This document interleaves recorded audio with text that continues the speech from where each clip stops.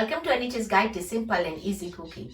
I'm Anita and today I will show you how to make stovetop rolled oats or porridge. So let's get started. I've got here 2 cups of water, 1 cup of rolled oats and 1 cup of milk for a thicker consistency. Or you can use 2 cups of milk for a thinner consistency. The amount of milk will depend on how thick or thin you want your porridge to be. And for sweetening my rolled oats or porridge, I've got here 1 tablespoon of honey, or you can use 1 tablespoon of sugar, and you can add it according to your taste, and 1 banana. Thinly slice your bananas and put it aside. Take a pot, add rolled oats and water. Put it on medium heat and bring it to a boil and cook it for 2 minutes, stirring it frequently. After 2 minutes, add milk according to the consistency that you want. Give it a mix and cook it for 3 minutes, stirring it frequently. If you want to use sugar, then add it now. After 3 minutes, turn the heat off, transfer it into a dish, and it is ready to serve. My stovetop creamy rolled oats or porridge is ready, and you can make it and serve it plain